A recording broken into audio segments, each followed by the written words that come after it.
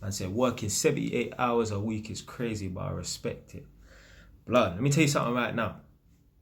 My head was on fire. I was walking around like part man, part zombie. Have you ever seen the film Groundhog Day?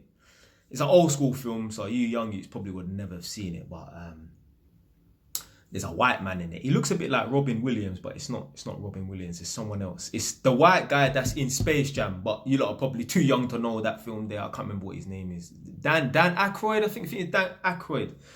Something like that. He's a popular movie star back in the day. I think his name is Dan Aykroyd. Anyway, he's in this film called Groundhog Day, and every day is the same. Every day he would wake up and go outside and he would see the same car drive past, the same mailman throwing the same paper at the door, whatever, and the same woman walking her dog. It was just a weird film, and it's called Groundhog Day. That was like that for me. I'd literally get up in the morning. So I might start work at 8 a.m. I'd get up in the morning at like 6, have my cup of tea. My mum would make me my cup of tea and that. Jump in the shower, boom. I'll leave the house, and more time, obviously the trains come out every 15 minutes or something like that, and then I'll clock that, oh shit, the train's coming. I'll leave the house and just start running. I'll start running. I'll run to the train station and then I'll get on the same train, the same carriage, and it'll be the same people on the same train. There'll be one dead, there was one mixed race station, she was a dead tick still, but I just remember her still, a big chunky thing still. She was always sitting in the corner in the same spot. And then when we used to get off the train at Seven Sisters, there was this dreadlock youth who used to work on the platform. He's probably still there now. He used to always try and chat to her. And I'm like, fam, you either you got the girl's number and you're chatting to her like that, or you're not, fam. Fucking just give up, man. Shit. But literally, man's head was on fire. I remember there was a Christmas party that I got invited to. The people them at work was begging me, like, come to the Christmas party, come to the Christmas party. So I was gonna go, and then I must have went to Oxford Street to get some cufflinks, you know, for the double cuffed shirts, where there's no button, you put like the cufflinks in them and that. I needed some. So I went to Oxford Street to buy some, and I was just thinking, like, why am I going out my way for these random people? So anyway, man even bought the cufflinks and that. And then when I got on the train, jumped on the train at Seven Sisters to get back to Edmonton and that, I was just looking out the window and I was like, you know what, fuck these people, man. Why am I going out of my way to go to this Christmas party?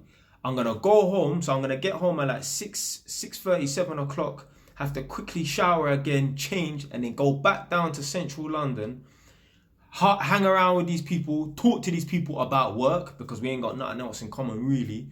I'm going to be there for 3-4 hours, then leave at like midnight, have to get a cab back home. I'm going to sleep for like 4 or 5 hours, then get back up at 6 o'clock to do the same thing the next day. Nah, fuck that, man. I said, you know, fuck these people, innit? I just went home and I went to sleep. I literally ran upstairs and jumped in my bed and slept for like 4 hours.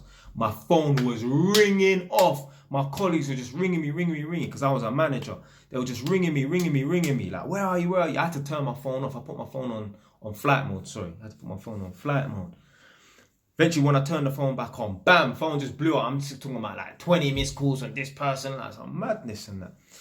Funny enough, see, certain people, they want to go to these functions and that because they feel obligated, because they don't want to let their colleagues down. And what happened? These people were begging me to come to this Christmas party, yeah? I didn't go. The next day I turned up to work, which was a Saturday. These men looked like they were fucking on coke. Their eyes were bloodshot red. They looked like they had the flu. They just looked ill because they hadn't had enough sleep. These same people that was begging me to come to the Christmas party, acting like me and them is friend up. I got kicked off that construction site. Remember I said in that video where they moved me from that construction site to another one because I was getting slack, getting lazy and that. They moved me to another construction site.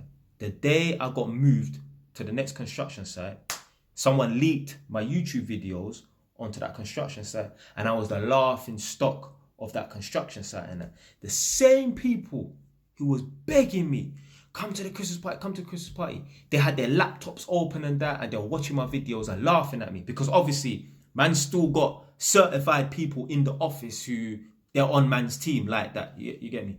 So they were telling me, this person was taking a piss, this person taking a piss. I remember literally, the day my videos got leaked, I was going to Clapham, this new job that I got sent to be a manager over there. I was going up the escalators. Obviously, man's on the underground and that, so obviously your phone, there's no reception. As soon as I got to the top of the escalators and that, obviously the reception comes true, innit? Phones going off, getting text messages and that. One guy must have hit me up, sent me a text message after he phoned me and that, and my phone went off. My man sent me a text message. Yo, Jay, your videos have been leaked on the construction site. You are the laughing stock of the construction site. Delete your channel ASAP. I ain't deleting nothing, fam. Didn't delete. Funny enough, I actually got banned from that construction site because obviously I was making a video and it had like, imagine I'm working for a company called Mace. It had the Mace logo in the back. So they was like, nah, we're banning him from the construction site. False advertising, all this nonsense and that. But literally, my head was on fire. I remember, it was, Christmas time. Obviously, man finished for work for Christmas and that. And literally, like, the next day, I just spent like half the day just sleeping. I had a little bit extra sleep than I would usually, and that my head was just on fire, man. But it was worth it though. Because that money there I did earn from that construction site, I didn't even need to work throughout lockdown. I remember lockdown started 2020. I was working on that construction site from August 2019 to January 2020. Got fired from the construction site. Then bam, 2 months later, it was lockdown. I had so much money saved and I'm such a minimalist in that. Didn't need to work. Didn't need no income in that. So yeah, man, that was a madness though still.